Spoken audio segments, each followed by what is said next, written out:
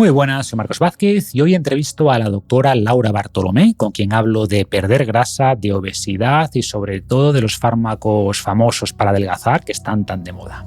Laura es especialista en endocrinología y nutrición. Anteriormente fue jefa asociada del servicio de endocrinología en la Fundación Jiménez Díaz, pero actualmente desarrolla su actividad en la clínica Arquero y es también autora del libro Pierde grasa, gana vida. Empezamos hablando sobre cómo se define la obesidad, vemos los riesgos del exceso de grasa que van a depender también del tipo de grasa, comentamos el papel de la genética en la obesidad, hablamos también de nuestros adipocitos o células grasas, de qué ocurre con ellas cuando engordamos y si esto deja después una huella metabólica que facilita volver a ganar peso. Y en la segunda parte de la charla profundizamos en los fármacos revelación de este siglo, que son los agonistas del GLP-1, los principales responsables de que se esté viendo ya una reducción de la obesidad en países como Estados Unidos, algo que no había ocurrido nunca. Y si se mantiene la tendencia, el beneficio global será inmenso. Pero hablamos también de posibles riesgos, de costes y otros aspectos a tener en cuenta con estos fármacos. Es una charla muy interesante y profunda sobre una de las principales transformaciones que están ocurriendo ahora mismo en el mundo de la salud y los fármacos. Antes de pasar a la entrevista, un mensaje rápido de nuestros patrocinadores Paleobull y WeBotanics. Paleobull empezó fabricando barritas de energía en base a comida de verdad, de muchos sabores, y las más recientes, o la más reciente, es una barrita brownie de cacao con 3 gramos de creatina. Tienen también suplementos deportivos como proteína de suero de vacas alimentadas con pasto, que es panacea, savia, que es creatina con electrolitos, tienen extractos de arándano rojo que yo añado al yogur y al batido, cacao, espirulina y mucho más. Y WeBotanics, por su parte, empezó produciendo aceites de CBD de gran calidad, pero ahora mismo tiene también suplementación para la microbiota, un suplemento de triple magnesio, su línea Calmia, productos para la salud femenina y mucho más.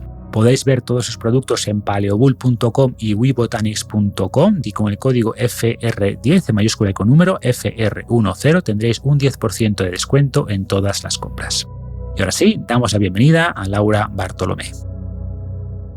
Bienvenida al podcast, Laura, ¿cómo estás? Muchas gracias, ya sabes que encantada de estar aquí contigo, que escucho tu podcast y que me encanta. Pues gracias y encantado también de tenerte en el podcast, que entre una cosa y otra nos costó cuadrar la entrevista. Nos costó. Pero bueno, ya estamos aquí para hablar de muchas cosas, pero dado que la obesidad va a estar en el centro de la charla, mi primera pregunta sería ¿cómo se define la obesidad, más allá del simple exceso de peso o de grasa? Por resumir, hoy por hoy estamos centrando mucho la definición en lo que es un problema de adiposidad, un exceso de grasa patológico, un exceso de grasa que nos genera problemas.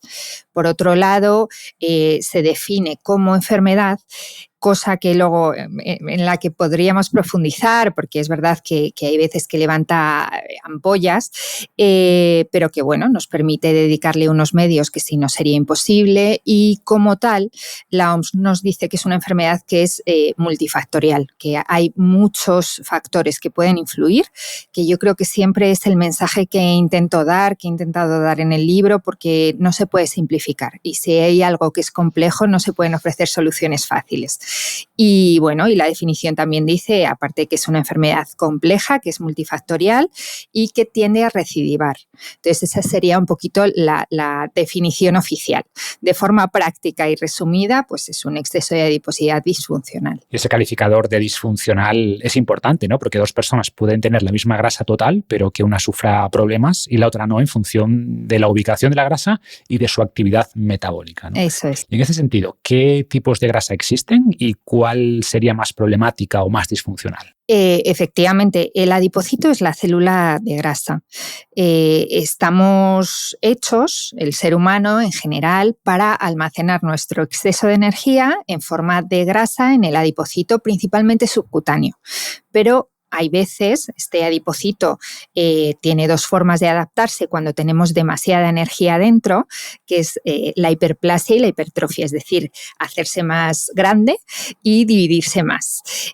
Cada uno tenemos una capacidad de división y de engrandecer nuestros adipocitos diferente y también hay diferencias por sexo, por edad. En cualquier caso, cuando superamos nuestra capacidad de almacenamiento en donde suelen estar los adipocitos adipocitos sanos, la grasa empieza a viajar y se empieza a acumular o alrededor de los órganos, que la llamamos visceral, o dentro de los órganos, que la llamamos ectópica. Y es esta grasa la que decimos que es excesiva y disfuncional, que es la que realmente nos genera los problemas. Es en la que nos tenemos que fijar cuando ponemos un tratamiento, nos tenemos que fijar que lo que estemos mejorando sea precisamente esto. Mencionabas antes que la obesidad se considera una enfermedad, lo cual es controvertido, ¿no? Sí. Hay debates si es una enfermedad en sí, si es un factor de riesgo, pero ¿qué enfermedades causa realmente la obesidad? O lo digo también porque algunos estudios muestran que personas con obesidad, pero que son activas, ¿no?, que tienen buena capacidad cardiovascular, pues tienen menos riesgo de mortalidad que personas sin exceso de grasa o con menos grasa, pero que son sedentarias, ¿no? Entonces, genera esta duda de, ¿es la obesidad el problema? ¿Son los hábitos que acompañan la obesidad? ¿Son ambas cosas?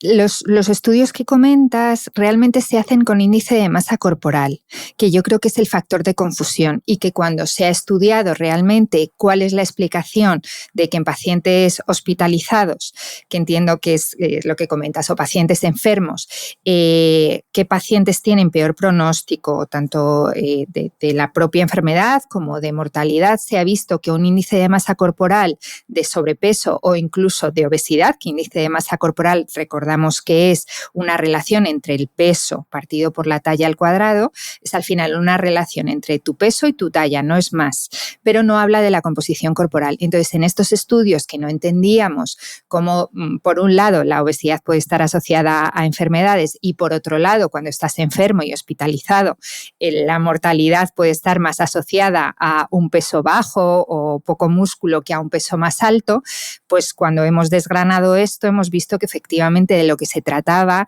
es que hay veces que ese índice de masa corporal lo que reflejaba es más cantidad de músculo, que eso siempre nos va a proteger. También en la hospitalización hay más desnutrición, y si tú tienes más reserva en células grasas, en células de los adipocitos, eso te va a ayudar a tirar de ahí, de esa reserva, para que tu sistema inmune funcione mejor, y esa es la explicación. Pero por otro lado, cuando estamos sanos y nuestro índice de masa corporal realmente sí que refleja un exceso de grasa y no un exceso de músculo, eso está acarreando o está asociado a unas 200 enfermedades publicadas por ahora. O sea, que no es algo subjetivo o que el médico quiera exagerar, sino que realmente el exceso de adiposidad, ya digo, está de alrededor de los órganos, que en general son adipocitos más asfixiados, fibrosados, que viven peor, en resumen. Y que llaman a las células de la defensa y que se asocia con la famosa, que ahora todo el mundo habla de esto, inflamación crónica de bajo grado, como los adipocitos que viven dentro de los órganos molestando o interrumpiendo su función, generan enfermedades. Las enfermedades de las que hablamos siempre, las típicas, pues la diabetes tipo 2 tiene una asociación muy fuerte con el exceso de adiposidad, la hipertensión, la enfermedad cardiovascular, y ahora últimamente se está hablando más pues de tumores, el cáncer de mama, por ejemplo. Hay hasta 13 tumores hoy por hoy bien estudiados, en donde sabemos que tanto, ya digo, el pronóstico de la propia enfermedad como la mortalidad puede estar asociado con la obesidad, y la prevalencia, por supuesto. O sea, la probabilidad de tener un tumor en determinados sitios teniendo exceso de adiposidad es mayor. Entonces, bueno, son circunstancias que van haciendo que cada vez el médico sea más consciente de hasta qué punto es importante tratar a veces la base de determinadas enfermedades. Es decir, si tú no tratas los factores de riesgo, estás tratando la punta del iceberg. Tratar la obesidad, igual que tratar el tabaquismo, igual que tratar pues, malos hábitos de vida, es tratar un poco la base de muchas enfermedades. Sin duda, en promedio claramente es así. Ello iba más por este concepto de lo que llaman obesidad metabólicamente sana, y obesidad no solo medida por IMC, que no considera, como dices, el músculo, sino por porcentaje de grasa. O sea, pensamos en personas activas que igual tienen mucha grasa subcutánea, pero tienen poca grasa visceral. Por poner un caso extremo muy poco común, ¿no? Luchadores de sumo. Son obesos, claramente, pero tienen buena salud metabólica mientras sigan entrenando a diario. Es verdad que cuando dejan de hacer ejercicio, todo empeora muy rápido, ¿no? Pero Y volviendo a lo que decías, es verdad que nos centramos mucho en la grasa total, que es importante, por supuesto, pero tan importante o más es el déficit de músculo. Y personas con obesidad que ganan músculo van a mejorar también su salud metabólica, aunque no pierdan grasa. Pero obviamente, si ganan músculo y pierden grasa, mucho mejor, ¿no? Pero el mensaje sería pensar en ambas cosas, en grasa y en músculo. Efectivamente. Hoy por hoy estamos también diferenciando. Cuando tú diagnosticas de obesidad a un paciente, le tienes que poner muchos apellidos a esa obesidad. Hay tantas obesidades casi como pacientes, ¿no? Entonces, dentro de las obesidades, la que peor pronóstico tiene es la obesidad que llamamos sarcopénica, que también no es el mejor nombre porque no representa la fuerza o la funcionalidad de ese músculo, solo la cantidad, pero bueno, ya es una aproximación a qué es lo que está pasando ahí en cuanto a composición corporal. Y lo que hablabas de obesidades, entre comillas, metabólicamente sanas, sí que hemos hablado mucho de este tema, pero lo que hemos visto también que en algunos estudios se veía que cuando tú diagnosticabas obesidad, a lo mejor el paciente no tenía ninguna complicación asociada, en el fondo eso era una foto de ese momento. Sí, sí que había algo más de grasa visceral, esa composición corporal va en deterioro. Al final vemos que antes o después esos pacientes también, hasta los entre comillas, metabólicamente sanos, acaban desarrollando complicaciones. Claro, puede ser que unas personas resistan más esos riesgos de la obesidad y no se materialicen problemas a corto plazo, pero a largo plazo es muy probable que sí lo hagan, ¿no? Sí. ¿Y qué papel juega la genética en la obesidad? ¿Hasta qué punto nos condiciona? A mí me parece que es importante resaltar, aunque no sea muy, no sé cómo decir, bueno para el paciente o ser tan deterministas, explicar que hay una parte de genética que es muy, muy importante. A mí me parece que, no obstante, es bueno recalcarlo en cuanto a que cada uno somos diferentes y en este mundo, yo ahora que estoy divulgando un poquito más, lo estoy sufriendo en propias carnes, hay una polarización muy extrema y hay una culpabilización de la que tenemos que salir. Entonces, dos personas no son iguales, dos personas que hacen lo mismo, que parece mentira porque todos lo hemos experimentado en nuestras casas, nuestras familias, nuestros amigos, dos personas que tienen la misma dieta y hacen el mismo ejercicio, no tienen el mismo peso ni la misma composición corporal ni la misma tendencia a engordar, y no solo es por los genes, también es pues, por su composición corporal previa, si tienen más músculo, menos músculo, qué tendencia tienen a acumular, qué tipo de grasa y dónde, qué microbiota tienen, 20.000 cosas, o sea, 20.000 factores. A lo que voy es que hay como una especie de empeño por juzgar que, dando a la genética la importancia que tiene, tanto en el apetito que tenemos, en cómo absorbemos y utilizamos los alimentos, en todo, o sea, nuestra genética influye en todo. Hay estudios que hablan de un 50 o un 70%, es decir, es importante, importantísima. Otra cosa es que cuando se lo expliquemos al paciente, también incidamos en que una cosa son las cartas que tenemos, que es nuestra genética, y otra cosa es las cartas que expresamos, que es nuestra epigenética. Entonces, lo que nosotros podemos hacer, nuestro ambiente, todo el trabajo que haga el paciente con el médico, está enfocado a que dentro de las cartas que tengamos seamos nuestra mejor versión, y eso sí que se puede conseguir. Entonces, a mí me gusta hablar de genética, sabemos aún poco. O sea, yo creo que lo importante es que cuando profundizas en diferentes temas, que eso es algo que me ha gustado mucho de tu último libro, de lo que te das cuenta es de todo lo que te queda por saber. O sea, que realmente de genética sabemos, pero aún no sabemos tanto como para prescribir dietas según la genética de cada uno. Dietas me refiero a recomendaciones nutricionales según nuestros polimorfismos, nuestras variantes genéticas. Se llegará probablemente, y también se llegará a ver en sangre, en muestras de sangre periférica, pues marcadores que nos permitan saber probablemente qué tipo de cartas, ya digo, estamos jugando. Pero por ahora Simplemente sabemos que es importante, estamos estudiando, conocemos algunos polimorfismos. Hay, por otro lado, obesidades que son, llamamos monogénicas, en cuanto a que es un fallo severo de uno de los genes, que es muy determinista. Son pocas, es muy poco frecuente, pero existir existen. Entonces, la genética es importante, pero también es importante, pues eso, el ambiente es súper importante, nuestro estilo de vida, pero factores socioeconómicos. Cuando hablamos de estilo de vida, que es ahí donde creo que vienen más las simplificaciones y los extremos en redes sociales. A mí hay veces que intento explicar esto y me ponen, pues la obesidad claramente es porque comen más. Que digo, pues muchas gracias por la aportación, pero no es así. O sea, a veces sí, a veces no. Hay personas delgadas constitucionales, todos las conocemos.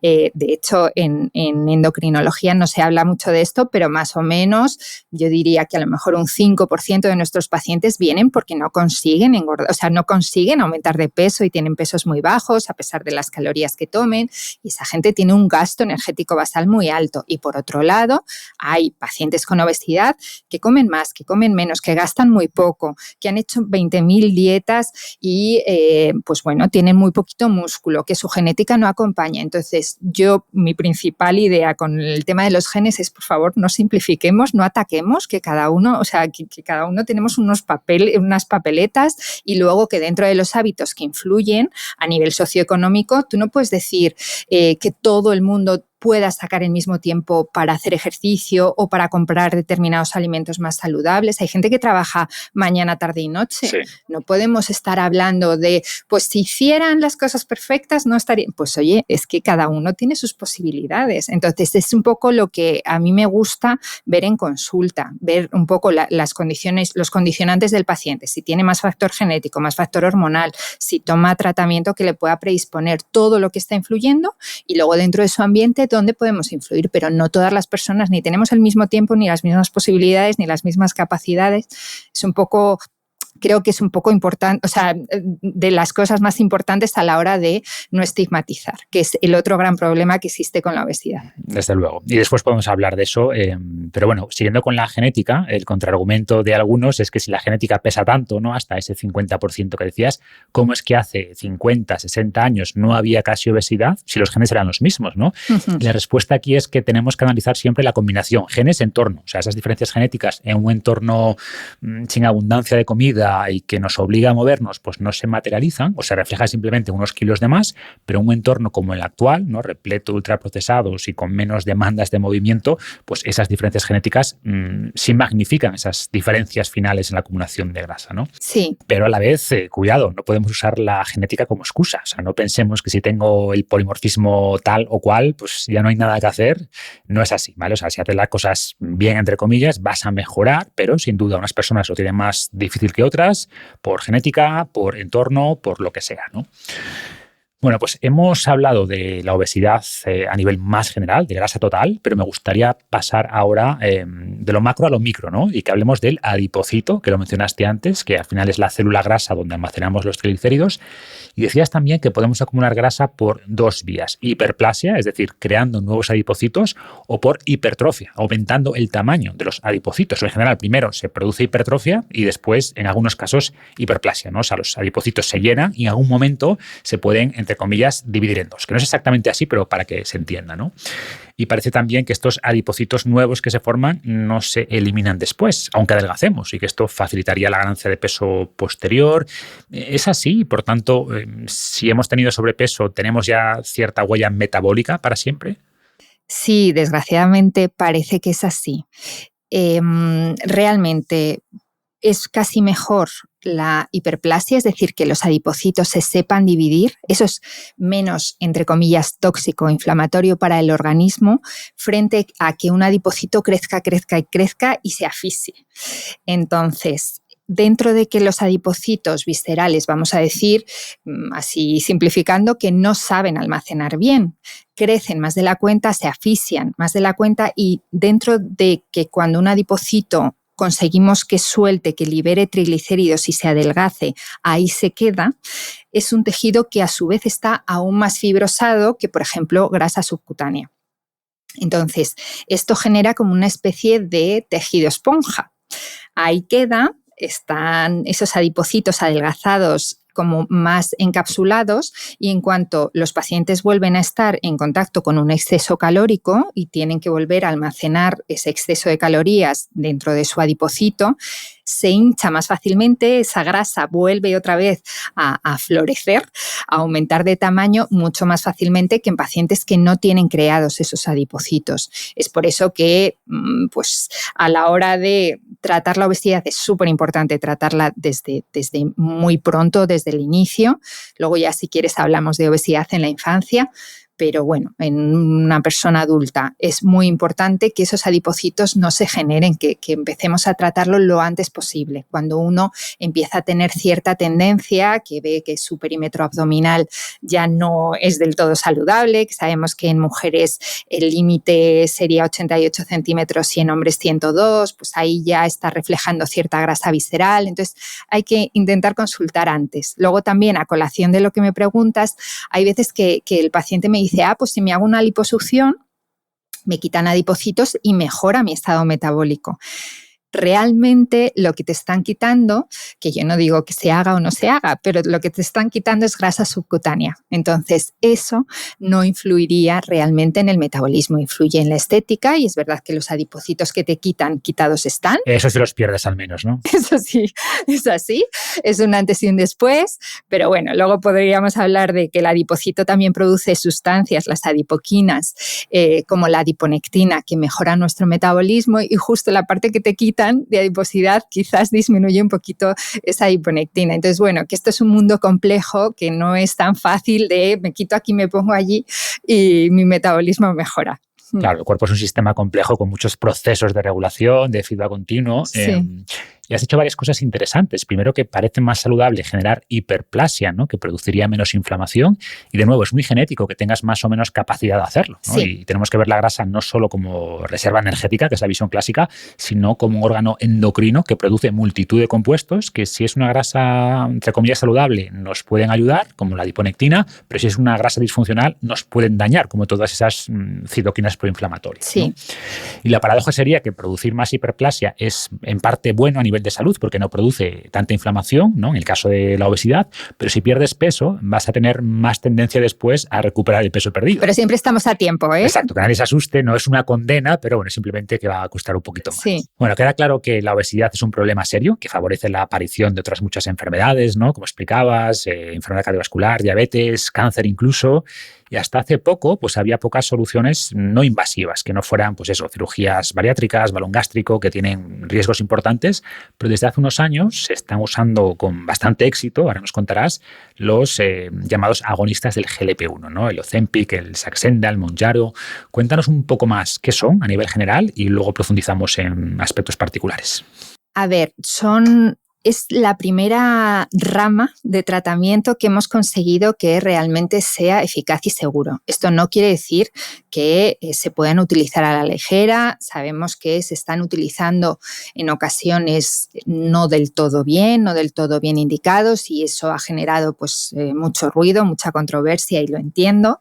Pero para los endocrinos, yo llevo en esto unos 20 años, los endocrinos ha sido el antes y el después. O sea, yo cuando empecé endocrinología, es que yo decía a los pacientes, te voy a dar consejos de madre que probablemente ya te sepas, muchísimos, ya te los sabes. Los pacientes en general, cuando llegan a la consulta, y sobre todo en esta era de la información, vienen súper empoderados e informados. El problema que traen a la consulta es que o han implementado los hábitos más o menos y no les acaba de funcionar, o no los pueden implementar por el factor que sea. Entonces es ahí donde está el médico para ver exactamente pues, qué tipo de obesidad tienes, con qué posibles patologías pueda estar asociada y qué herramientas tienes para efectivamente poder implementar los hábitos. El hecho de hablar de fármacos no quiere decir que nos olvidemos de que la base siempre van a ser los hábitos. Eso es la base. Estos fármacos a mí me parecen una herramienta, un bastón para salir de círculos viciosos de una forma más rápida, eficaz y segura, y implantar estos hábitos de los que hablamos. Cuando hablamos de apetito, hablamos de muchos factores. El apetito, pues depende de lo que has hablado antes de leptina y grelina, son dos hormonas súper importantes. La grelina se produce en el estómago y es más, entre comillas, el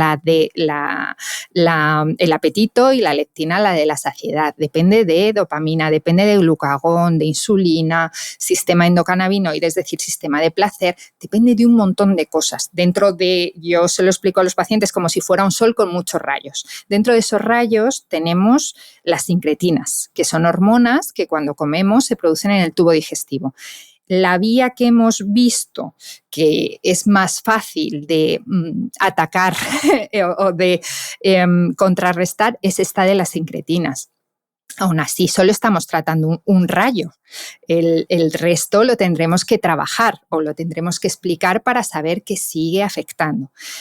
El tratar con estas hormonas, como bien has dicho, se llaman análogos de GLP-1 porque son iguales que una hormona que nosotros producimos que se llama GLP-1. Las últimas que han salido son dobles análogos, que es GLP-1 y otra hormona que se llama GIP, y lo próximo que saldrá serán triples análogos. Con esto quiero decir que lo que hacemos es poner desde fuera una hormona que ya tenemos dentro, de tal manera que exageramos su efecto fisiológico.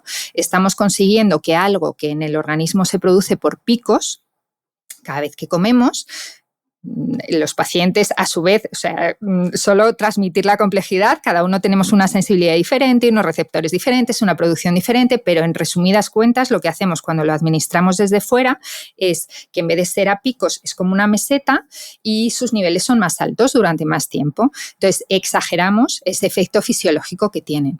¿Qué efecto nos interesa exagerar de estos fármacos? O de estas hormonas. Al principio creíamos que era muy importante que parte de la acción de las hormonas es enlentecer el vaciamiento gástrico, hace que el tubo digestivo vaya más lento. Eso genera que la sensación sea como que acabas de comer. Luego hemos visto que esto realmente está más asociado a sus efectos secundarios o a la limitación que tenemos a la hora de ajustar la dosis, que es un poco lo más importante de estos fármacos a la hora de su manejo, que hay que ajustar la dosis de una manera muy fina, estando muy pendiente, muy encima del paciente, porque cada uno, ya digo, tenemos una sensibilidad y necesitamos una dosis diferente. Pues por un lado, este vaciamiento nos genera esa sensación, pero ya digo que esta sensación no es tan importante como el efecto que hacen a nivel del cerebro. Y es que GLP-1 y GIP tienen receptores en diferentes áreas del cerebro que al final lo que nos hacen, de una forma muy, muy resumida, es que disminuye el placer del alimento, disminuye un poco el poder hedónico que tiene el alimento, de tal manera que nos permite hacer decisiones mucho más conscientes. Cuando tú te enfrentas al plato, yo a la hora de ajustar el fármaco, a mí me gusta trabajar en que el paciente sea mucho más consciente de lo que estamos haciendo en el momento en el que nos sentamos a comer. No quiero que desaparezca el apetito fisiológico. Realmente va a estar un poquito aumentada la sensación de saciedad. La saciedad va a ser precoz, pero no tiene que desaparecerte el apetito fisiológico. Lo que tiene que reducirse o regularse es el apetito más emocional, es ese picoteo, la necesidad de acabar con dulce o de hacer muchas comidas en el día, o va fenomenal, que hasta ahora teníamos muy pocas cosas tratando el trastorno por atracón, pero para lo que sirve realmente, los pacientes te dicen que por primera vez no tienen apetito todo el rato. Entonces es algo que no hay que juzgar, o sea, que hay personas que tienen mucho apetito durante mucho tiempo y que se ponen a comer, lo hablamos, o sea, lo diferenciábamos en un artículo como cerebro hambriento, estómago hambriento. Hay personas que la sensación de saciedad no aparece como en otras, y eso es así. Entonces, habrá pacientes que necesiten estos tratamientos para ayudarles y otros pacientes que no. O sea, es una herramienta, sin más. No es la solución, no es la varita mágica, es la herramienta. Y es una herramienta que por fin, pues ya digo, es bastante eficaz y segura. Y pasando a la práctica, ¿cómo es la primera consulta? ¿Cómo se administran físicamente? ¿Qué control médico requieren después? Ahora yo es que estoy en privada, pedí una excedencia en la pública y lo explico esto simplemente para matizar un poco el tiempo que puedo dedicarle ahora a una primera consulta que es mayor. Al final, ahora mismo pues me administro yo mi tiempo y el número de pacientes que mi cabeza puede llegar a ver y ayudar, y son menos que los que veía antes. Entonces, ahora mismo una primera consulta mía es bastante larga. O sea, tengo que hacer una historia clínica muy extensa, saber todas las patologías que tenga el paciente independientemente de la obesidad, todo lo que pueda haber influido en el desarrollo de la obesidad, todo lo que actualmente se pueda estar asociando a esta obesidad en cuanto a complicaciones. Todos los fármacos que toma, que eso es algo, bueno, en lo que tampoco podemos profundizar en todo hoy, pero influyen un montón. Hay pacientes que toman corticoides y los corticoides dificultan mucho que podamos manejar el peso, o igual que los corticoides, pues algún antidepresivo, algún antiepiléptico, es decir, hay fármacos que influyen. ¿Y esto es por entender el contexto o porque pueden interferir en los fármacos, los agonistas del GLP-1? No es justo por la vía del GLP-1 por la que influyen estos fármacos, sino que dentro de las otras vías que hemos hablado de ese sol con diferentes rayos, por ejemplo, un paciente que toma corticoides va a tener una resistencia a la insulina muy elevada, y eso es algo que con el análogo que utilicemos de GLP-1 o el doble análogo vamos a mejorar, pero no vamos a resolver. Entonces, hay veces que hay que ajustar medicación de base que traigan, muchísimos pacientes toman suplementos. Entonces, bueno, hago una historia muy extensa y luego una exploración donde intento aproximarme lo máximo posible a qué composición corporal tiene. Entonces, antes hacíamos peso y talla, pues porque era un poco lo que teníamos. Ahora los impedanciómetros me parecen muy buena herramienta, que son una especie de báscula un poquito más avanzada que mide porcentaje de grasa, de músculo, en ocasiones de agua, te estima hueso, te estima todo, te estima un poquito tu composición corporal. El perímetro de cintura, que no se nos debe olvidar que al final eso sí que está accesible para todos. Un problema que tenemos con el perímetro es que cada vez hay veces que lo medimos en puntos diferentes. Entonces, eso sí que representa un problema.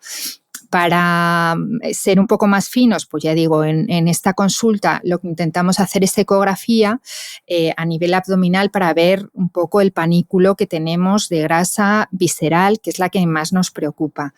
Ya digo, hay un montón de exploraciones, pues también si se puede, un dinamómetro para ver la fuerza, que de eso hablas tú mucho y no quiero profundizar más en el tema de la funcionalidad muscular porque sé que habláis de esto en el podcast y que lo hacéis muy bien, pero hay que valorar todo. Hay que hacer una exploración física que nos permita aproximarnos al paciente, ya digo, de la forma más individualizada posible. Y luego tenemos que ver cuáles son sus hábitos actuales. No cuando prescribo un tratamiento, no prescribo un tratamiento y mandamos la hojita esta que nos ha perseguido a los médicos, esto de, pues para todos, 1.500 calorías.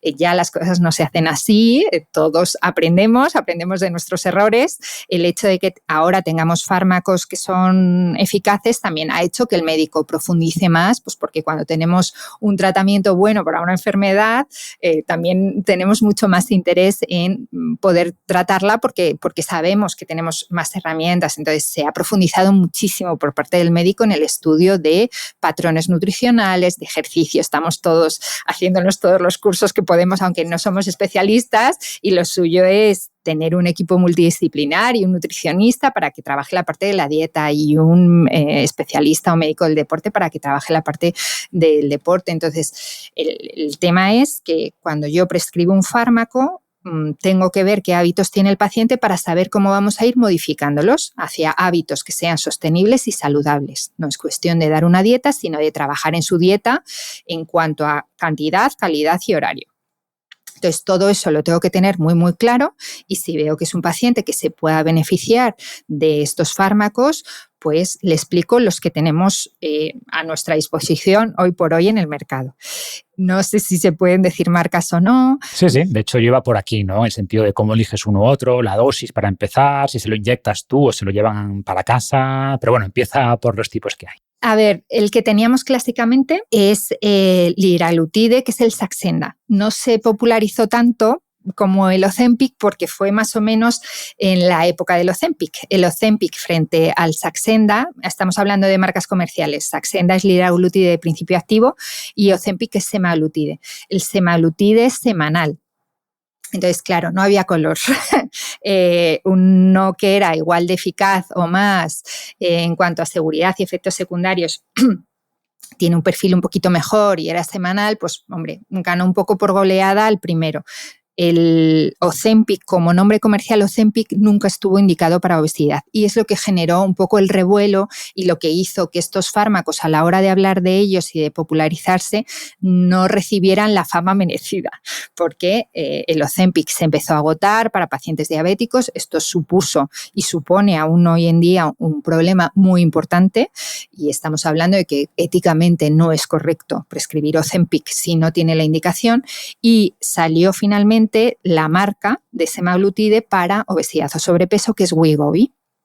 Se sigue hablando así muy popularmente del Ozempic, pues porque no podemos ir en contra de todas las redes y todo lo que se habló y popularizó, pero realmente la molécula es la misma, pero el boli es diferente, porque también las dosis ensayadas en obesidad y en diabetes son distintas. Entonces, por eso, pues hablando así más de forma más con más propiedad, está de marca comercial Saxenda, que es liraglutide, que ya se utiliza muy poquito, el Wegovy, que sí que se utiliza, y lo último que salió, que el principio activo es tirzepatide y el nombre comercial Mounjaro. Es este último el que hablamos de doble análogo.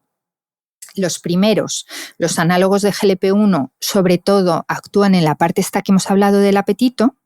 Luego tienen otras mejoras a nivel cardiovascular, han demostrado reducción de riesgo cardiovascular, mejora la sensibilidad a la insulina, por eso vienen del mundo de la diabetes. Si tú no tienes diabetes no te va a provocar hipoglucemia, pero si tienes resistencia a la insulina o diabetes, yo les digo a los pacientes que esto es un 2x1, trata una cosa y otra. Y esos son los análogos de GLP-1. El Mounjaro, lo siguiente que salió, es ya al ser un doble análogo, el GIP tiene receptores en el adipocito y lo convierte en una fábrica de quemar más eficiente. Inflama menos porque almacena mejor y cuando hay que soltar, cuando estamos entre comida y comida, suelta mejor, ¿no? Entonces tiene ese punto extra que hace que la eficacia sea un poquito mayor. ¿Qué escojo en cada paciente? Pues dependiendo del perfil del paciente. Si veo que es un paciente con muy bajo gasto, este típico paciente que ha hecho de todo tipo de dietas, que ves que la masa muscular está muy bajita, pues quizás me voy más a un doble análogo. Son más caros, entonces, en general. Entonces, si lo que más está influyendo es el apetito y no hay tanto problema en cuanto al gasto y hay mucho margen de mejora con el tema del ejercicio y demás, pues quizás le explico pros, contras, le explico precios, le explico forma de ajustes, pero a lo mejor ahí con un análogo de GLP-1 nos vale. En cuanto al músculo, se ha hablado también un montón sobre fármacos, músculo. Hombre, creo que es que ha salido a la palestra que cuando perdemos peso, perdemos de todo un poco. Porque ¿cuánto peso se suele perder con estos fármacos en total? Y luego hablamos del músculo. Pues con dosis máximas de análogos de GLP-1 estamos hablando de un 16%, que ya es mucho. O sea, cuando no teníamos estos fármacos, que ya digo que yo viví esa época oscura del desierto infinito, nos proponíamos un 5, un 10% y fracasábamos. Teníamos estudios de un fracaso de en torno a un 90-95% en cuanto a que a los 2 años el paciente en general podía pesar lo mismo o incluso un poco más. Como dicen, lo difícil no es perder peso, sino mantener el peso perdido y no tener después ese rebote. Eso es. Entonces, ese es el problema que teníamos antes. Hoy por hoy, con estos fármacos, ya digo, estamos hablando de porcentajes bastante más ambiciosos y con lo último que ha salido, con el Mounjaro en dosis altas, estamos hablando de un 22, un 23%. Esto es algo que antes solo veíamos con cirugía. Entonces, bueno, tener un fármaco, la cirugía ha sido una gran solución y sigue siéndolo para muchos pacientes, pero es algo más agresivo, aunque cada vez haya técnicas menos invasivas y con estos fármacos, pues bueno, si lo toleras mejor o peor, tenemos un margen de ajuste muy bueno. Hay pacientes en donde se lo vas a quitar antes y otros pacientes pues que tienen más factor genético, obesidades más severas, que se va a mantener de una forma más prolongada o incluso crónica. Es decir, lo que te permite es jugar de una manera mucho más reversible que una cirugía. Y estamos hablando de resultados similares. Principal problema, que no están cubiertos por la Seguridad Social y son muy caros. Entonces, pues caros. A ver, esto está un poco fuera de ficha técnica, pero por hablar de forma real con lo que se va a encontrar un paciente cuando venga a nuestra consulta y para que no le resulte extraño, los bolis, que estos dos, por centrarme en los dos que más se prescriben, tanto el Wegovy como el Mounjaro se prescriben de forma semanal, son como bolis de insulina, esto por aquí aunque no estamos grabando, pero son como bolis de insulina que están hechos para que los gires hasta el final del todo lo que da el boli, están precargados con 4 dosis, pero en consulta hay veces que fuera de ficha técnica, tanto para el proceso de ajuste como si el paciente no se puede permitir una dosis completa, pues hay veces que se prescribe por clics. Bueno, son cosas que ya digo, totalmente fuera de ficha técnica, no están pensados para eso, pero bueno, que hay veces que para que la gente no se extrañe, que es algo generalizado, que bueno, contando con que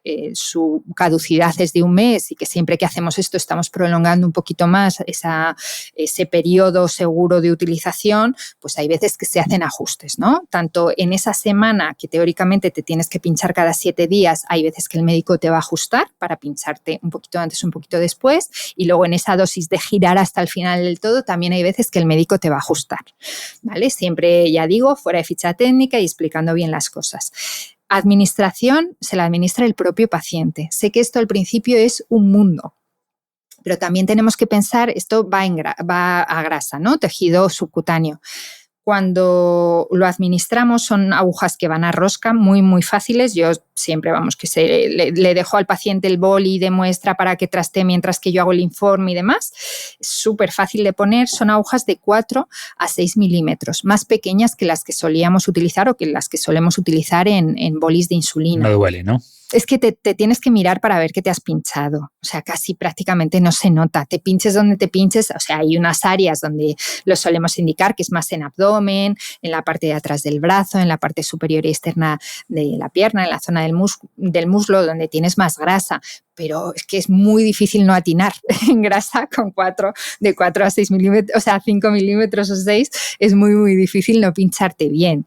Ya digo, hacemos siempre la prueba, se indica que al principio purguen, que es poner como una primera rayita para que salga la primera gotita, pero es facilísimo. Y cuando tú te estás administrando, aunque llame un poco la atención, un fármaco en tejido subcutáneo, no tiene un paso por tubo digestivo y primer paso hepático.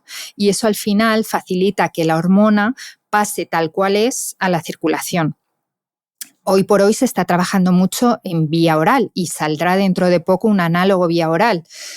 Esto va a facilitar sobre todo la accesibilidad de todos los pacientes que lo necesitan, porque ya digo que este es el principal problema sin duda con estos fármacos, que no llegan a todos los pacientes que realmente se beneficiarían de su uso. Hoy por hoy sabemos que los porcentajes que se manejan dentro de los pacientes que lo tendrían indicado es una prescripción de un 2 a un 3%. Y entiendo que esto también puede depender del precio, ¿no? Que no es barato. Te preguntaba antes, sabiendo que depende de cómo se haga, pero más o menos a nivel orientativo. Orientativo, pongamos en torno a unos 200, 250 con análogo de GLP-1 y en torno a unos 270, 350, ya digo, dependiendo de la dosis, como un jaro. Esto es sin truquitos ni nada. Esto es así, a palo seco, lo que se paga. Ok, y tocaste antes el tema de la pérdida muscular, que se ha mencionado como un riesgo de estos fármacos, ¿no? Más allá de otros efectos secundarios que ahora te preguntaré, pero ¿realmente se pierde más músculo que si pierdes todo ese peso sin el fármaco o no? Con análogos de GLP-1 no es que el GLP-1 o el fármaco vaya a atacarte al músculo. Es como cuando salió la noticia de cara Ozempic, que todos los pacientes me empezaron a escribir, no es que ataque a tu cara, o sea, ataca al apetito. Vas a bajar de peso de una forma quizás más rápida o más marcada que previamente, entonces quizás se te note más. No protege especialmente el músculo, para eso está el médico y el paciente, para transmitir la importancia de que hagamos las cosas bien y que lo que busquemos sea una recomposición corporal y que utilicemos el fármaco intentando preservar, aunque es difícil, lo máximo posible el músculo y atacar lo máximo posible la grasa. ¿Cómo se consigue eso? Utilizando el fármaco bien, diciendo que no se pueden saltar comidas, que no hay que hacer una restricción excesiva ni severa. De esto habláis un montón pues en programas como el tuyo, de proteína ni de hidrato. Si combinas con ejercicio físico, principalmente de fuerza, tienes que, entre comillas, currártelo mucho para no perder músculo, pero no vas a perder más músculo que con otro tipo de intervención basada en dieta y ejercicio. Es más, cuanto más desequilibrada sea tu dieta, más restrictiva, más loca, como yo les llamo, estas dietas, pues eso, de jarabe del arce, más músculo vas a perder, ¿no? Entonces, no es por el fármaco, aunque gracias al fármaco salió a la palestra esta pérdida de músculo y la gente es más consciente. Con el último que salió, con el Mounjaro, como tiene esa parte de que cuando tú necesitas energía, tu cuerpo se va un poquito de forma más inteligente al adipocito a sacarla, se ha visto en estudios que preserva un poco mejor el músculo. Mágico no es, pero yo les digo a los pacientes, hombre, si vas a utilizar un Ferrari, con poco que te esfuerces por tu parte, el resultado publicado es un poco mejor en cuanto a poder preservar músculo, ¿vale? Pero ya digo que en cualquier caso, cualquier intervención que hagas pone en riesgo todo tu cuerpo.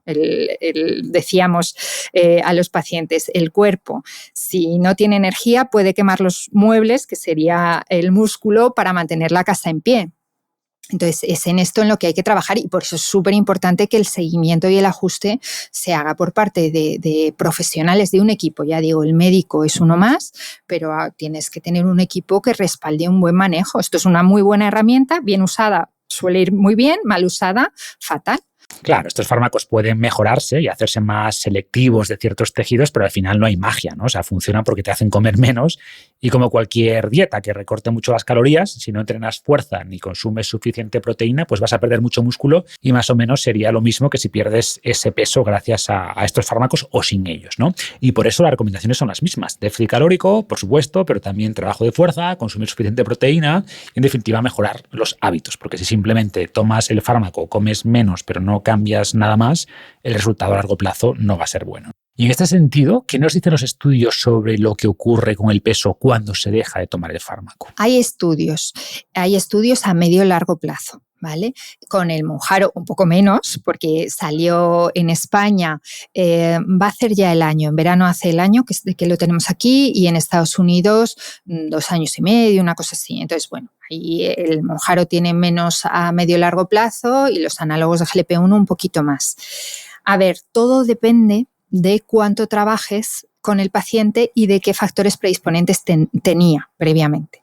Si tú tienes un paciente con obesidad severa desde, pues pongamos la infancia, que ya sabemos que ahí hay mucho factor genético, en rama materna y paterna obesidad, pues ahí ya tenías muchas papeletas para tener obesidad, y si cuando vemos al paciente tiene una obesidad severa y muy malos hábitos, pues sabemos que, ya digo, estos tratamientos al final se los vamos a tener que dejar puesto durante un periodo largo de tiempo, incluso se habla que de forma crónica.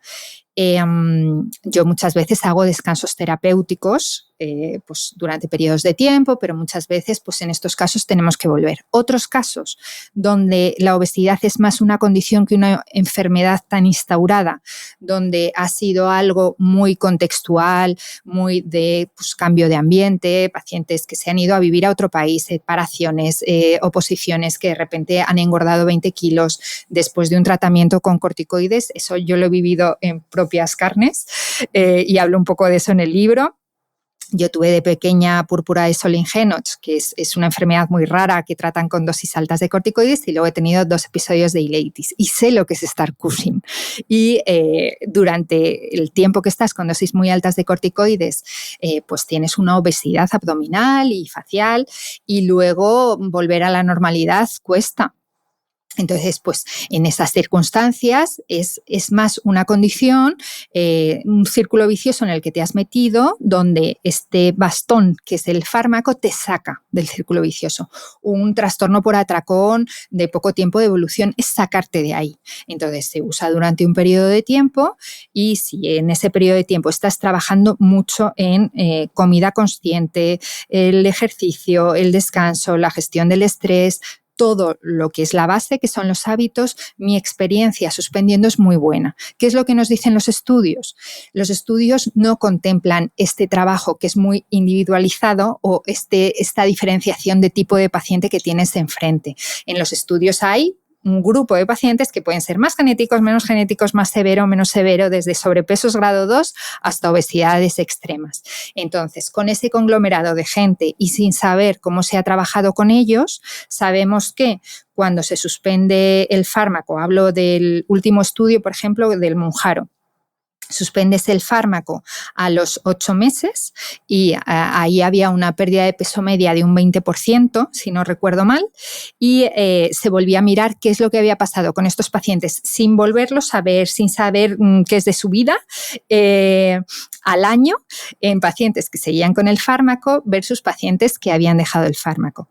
Pues al año los que habían seguido con el fármaco habían seguido bajando hasta un 26%, y los que habían dejado el tratamiento habían recuperado muy poco a poco la mitad de lo que habían perdido. Esto no es efecto rebote, esto es una reganancia ponderal progresiva a lo largo del tiempo en pacientes que probablemente el factor de confusión de este estudio, desde mi punto de vista, es que no sabemos qué han instaurado, qué no han instaurado, qué tipo de papeletas tenían previamente y qué no.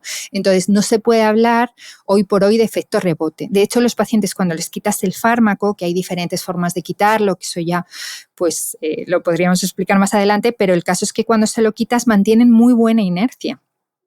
Dependiendo también de qué dosis has utilizado y de, ya digo, de todo lo que hayas trabajado con ellos, hay un periodo de tiempo bastante bueno que tienen unas sensaciones muy parecidas. Y luego ya, pues te dice el paciente, mira, ya no estoy tan inhibido en cuanto a apetito, pero, por ejemplo, esa costumbre que tenía de ver la tele con cerveza y pipas, que hace que no hago 9 meses, no lo he vuelto a instaurar porque es algo que ya no forma parte de mi rutina. Entonces, ya digo que desde mi punto de vista, mi sensación y mi experiencia es bastante buena. Es muy interesante esto que comentas, porque se ha visto que el mecanismo principal de estos fármacos, no el único, claro, pero el más importante, sí, es en realidad a nivel cerebral, ¿no? O sea, como que modifica el circuito de recompensa y muchas personas que empiezan a usar estos fármacos para adelgazar notan que se reducen también comportamientos adictivos, desde uso de drogas a compras compulsivas, a juego, como que hay un reajuste de los circuitos de recompensa del cerebro y al dejar el fármaco, parte de esos cambios seguramente se revierten, se pierden, pero es posible que algo quede y por eso no se recupera todo el peso, ¿no? Esa es mi sensación, que algo queda. De hecho, muchas veces el paciente te dice, pues ya no estoy tan inhibido, pero ni mucho menos tengo las sensaciones de antes de haber usado el fármaco. Y lo que comentas de las adicciones que actualmente están haciendo los estudios, para mí ha sido de las mayores satisfacciones que me han dado estos fármacos. Con el alcohol es súper llamativo. Con lo que dices del juego, que yo al principio me lo contó por primera vez una paciente, no estaba descrito, y yo decía, no creo que tenga mucho que ver, pero luego ya me enteré que había un estudio detrás y que efectivamente pues hay circuitos que son comunes, circuitos de recompensa con la comida y circuitos de recompensa con este tipo de adicciones que son comunes. Donde no he visto que vaya tan bien, porque probablemente sean otros circuitos, es con el tabaco, que ya sería el combo total. Sería ya la panacea, ¿no? También es verdad que todo tiene un precio, ¿no? Por ejemplo, hay algún estudio reciente donde se ve un aumento del riesgo de depresión, que creo que habrá que confirmar, pero bueno, no es descabellado pensar que algo que interfiere con ese mecanismo de recompensa cerebral pueda influir también en el estado de ánimo, ¿no? Que obtengas menos placer de cosas que antes disfrutabas.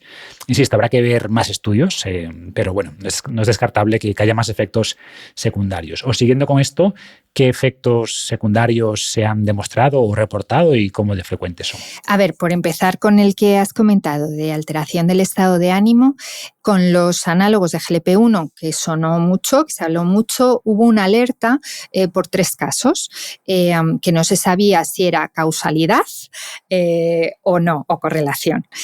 Finalmente, en los estudios de vida real que se ha hecho con semaglutide, tanto con el Ozempic como con el Wegovy, parece que de hecho, en estos metaanálisis que juntan muchos estudios, parece que de hecho tiene un factor, o sea, tiene quizás factor protector.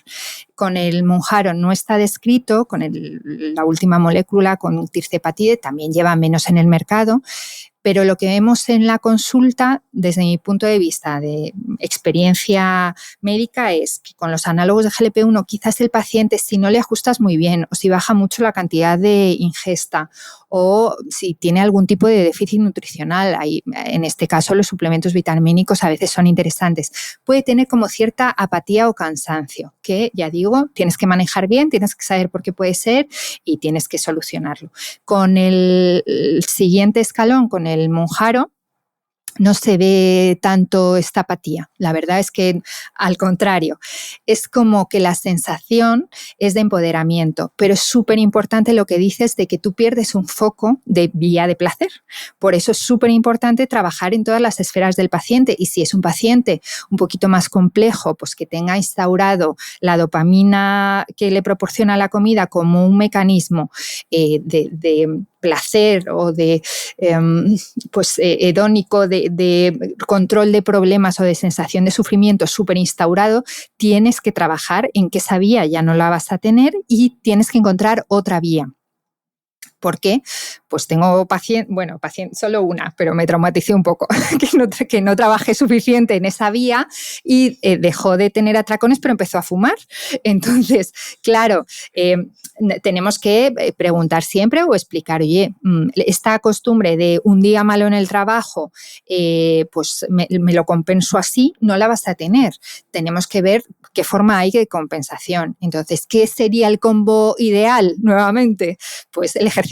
El ejercicio va a tratar el estrés y demás. Yo lo que veo en consulta es eso, es que lejos de generar alteraciones del estado de ánimo, el paciente se siente empoderado, porque me dicen muchas veces, ahora siento que yo soy el que controla la comida y no la comida a mí. Entonces, ya digo, en esa esfera, lejos de percibir empeoramiento, yo si acaso percibo mejora, pero sí que hay que tratar, y en casos determinados, psicología y psiquiatría como parte del equipo. Otros efectos secundarios, lo que hablábamos antes de que enlentece el vaciamiento gástrico.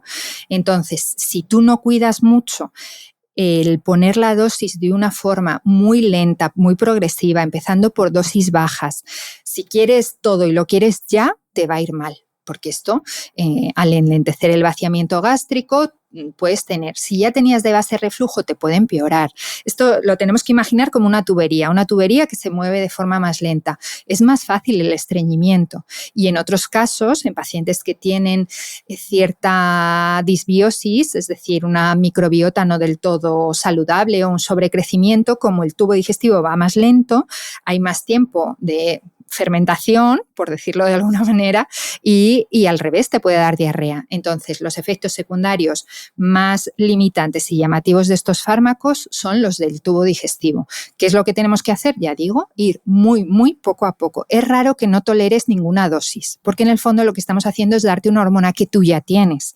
Lo que tenemos es que encontrar esa dosis. O también lo considero un efecto secundario que me vengan con una dosis que no es para ellos, que esté completamente inhibido el apetito, que estén haciendo ayunos de no, como por comer, o hay días que no como prácticamente nada. En pacientes pues, que ya de por sí tengan el mecanismo de la sed un poquito más inhibido, hay que tener cuidado porque también puede bajar un poco este mecanismo de la sed. Entonces, hay veces que les digo que tengamos control con una botellita de cristal de cuánto vamos bebiendo, al menos al principio.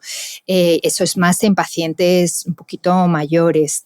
¿Qué más cosillas? La complicación un poco más severa, y sobre también la que han corrido ríos de tinta, es la colelitiasis. Si tú tienes piedras en la vesícula y esas piedras se te cruzan en el conducto que va de la vesícula al tubo digestivo, puedes generar una inflamación de la vesícula biliar, y si tienes la mala suerte de que obstruya también el conducto por el que sale el páncreas, que al final se juntan en un conducto común, puede estar incrementado el riesgo de pancreatitis. Eso se ha visto con análogos de GLP-1, por ahora no con los dobles análogos, pero tiene lógica de que un poquito incrementado esté.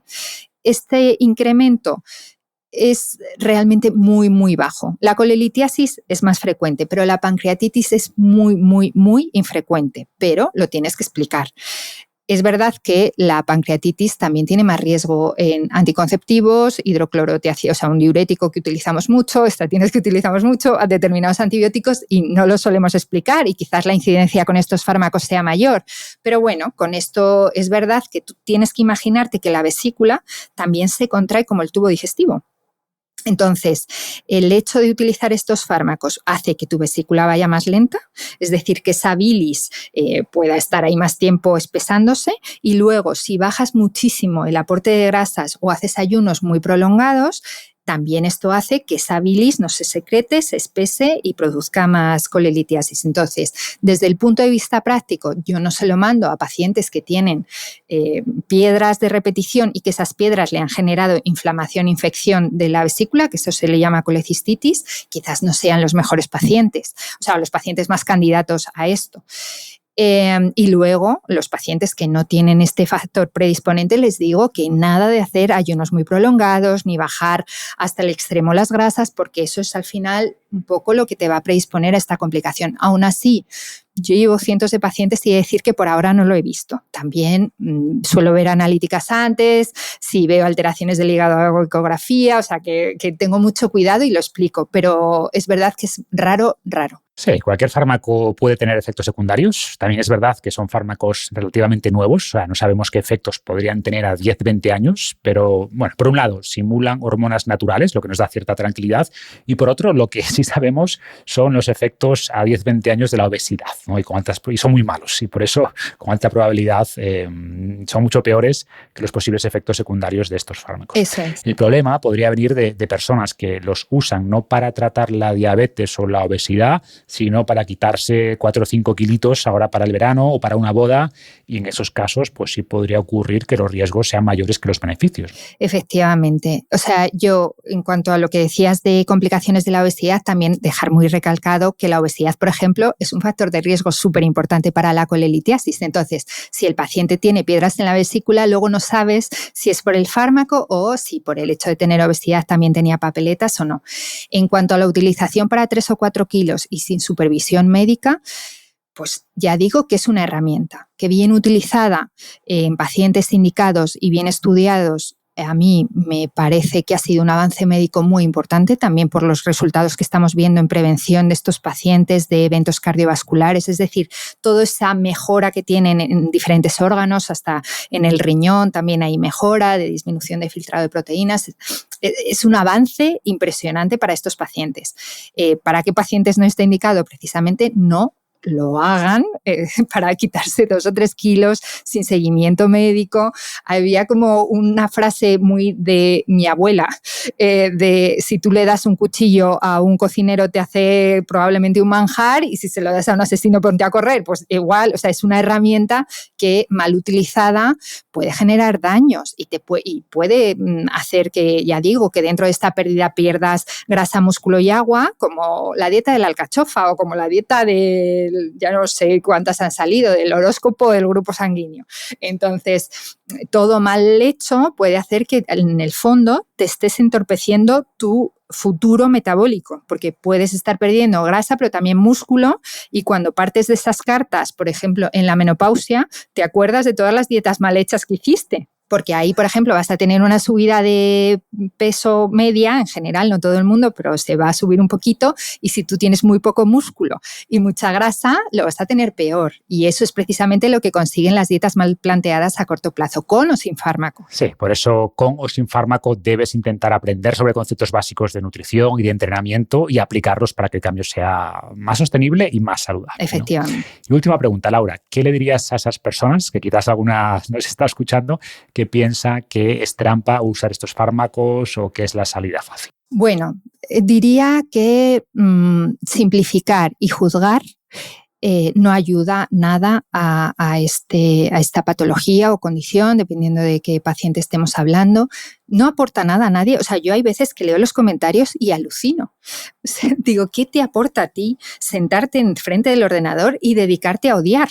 O sea, yo he recibido comentarios de si tanto le gustan los fármacos a esta señora, los medicamentos, que se los tome todos, cosas así, que luego digo, ¿contesto o no contesto? Hay veces que mando alguna referencia bibliográfica, porque también, yo qué sé, hay veces que dicen dice, claramente lo que soluciona todo es quitarte las proteínas, o sea, no, quitarte, perdón, las grasas, o quitarte los hidratos de carbono, una dieta hiperproteica. Entonces, digo, ojo, o sea, ¿cómo contesto esta simplificación? Pues hay veces que mando algún artículo, hay veces que no hago nada. Y hay veces que ya he decidido no leer comentarios. Pero también pienso, mi hijo es pequeño, digo, en un futuro se meterá en redes y dirá, ¿pero por qué dicen estas cosas? Y ya no por ataque personal, sino, o sea, por ataque personal son los mínimos, pero es verdad que para una persona que está sufriendo esto, por una causa o por otra, esa superioridad moral, pues a mí me duele un poco. O sea, realmente hay veces que se trata esto como si fuera la única enfermedad adquirida, cuando sabemos que la mayor parte de nuestras enfermedades son adquiridas y no con determinante genético. Hay veces que alguien con un cigarrillo en la boca está juzgando lo que está comiendo el de enfrente. Entonces, o que tiene otros factores de riesgo a los que se expone voluntariamente. Entonces, no juzguemos el que está enfrente. A ver, creo que la idea principal para no juzgar es que no siempre un paciente con obesidad tiene peores hábitos que un paciente con bajo peso. No siempre. Hay veces que sí, veces que no. Hay pacientes con bajo peso que le mides la composición corporal y tiene muy poquito músculo, tiene más grasa, tiene unos hábitos malísimos y a lo mejor, pues yo qué sé, hay pacientes con un consumo elevado de alcohol que le ves la composición corporal y están la composición corporal está mal, pero el peso está bien. Entonces, no juzgues por el peso, no pienses que el de enfrente hace las cosas peor que tú solo porque tenga mejor o peor peso que tú. Cada uno tenemos unas cartas y de verdad no pierdas el tiempo juzgar a los demás, o sea, que cada uno luche con las batallas que tenga, que todos tenemos batallas con las que luchar y los pacientes que tienen esta batalla, pues ahora tienen otra herramienta y principalmente otra herramienta con la mano, con el acompañamiento y el asesoramiento del médico, simplemente. No, yo diría eso. Sí, al final es entender que la obesidad es un problema social importante, es tremendamente multifactorial y no depende únicamente de la fuerza de voluntad, ¿vale? Como otras muchas cosas, por tanto, si tenemos una herramienta que puede ayudar, pues creo que hay que usarla. Otra cosa es que si ponemos toda la responsabilidad en el fármaco y no ponemos de nuestra parte para mejorar hábitos, para comer mejor, para entrenar fuerza, etcétera, ¿no? Todo lo que hemos comentado, pues los resultados van a ser mediocres y el riesgo de recaída es muy grande. Y por eso la solución creo que no es ni solo fármaco ni solo hábitos, sino las dos, ¿no? Perfecto, Laura, pues por mi parte estaría. No sé si tienes un mensaje final para las personas que nos escuchen, que están luchando contra la obesidad. ¿Qué les dirías? Bueno, que el médico está para ayudar. Que todos hemos tenido experiencias buenas, malas y regulares yendo a consulta, pero que yo creo que la principal arma contra los estigmas es el conocimiento y que el médico cada vez ha profundizado más en este campo, sabe más sobre esto y que, bueno, pues que si no has conseguido solución con una persona, que no te conformes, que vayas a otra, como con todo en la vida, pero que nadie tiene que juzgar a nadie y que estamos centrados, o sea, que nuestra vida es el estudio siempre, desde el instituto tenemos que estudiar mucho y que el fin que no se nos olvida es ayudar a la gente con los avances científicos, con las herramientas que tenemos, con todo lo que vamos sabiendo sobre este campo. Entonces, que para eso estamos. Genial, pues estaremos aquí. Laura, muchas gracias y seguimos en contacto. Igualmente.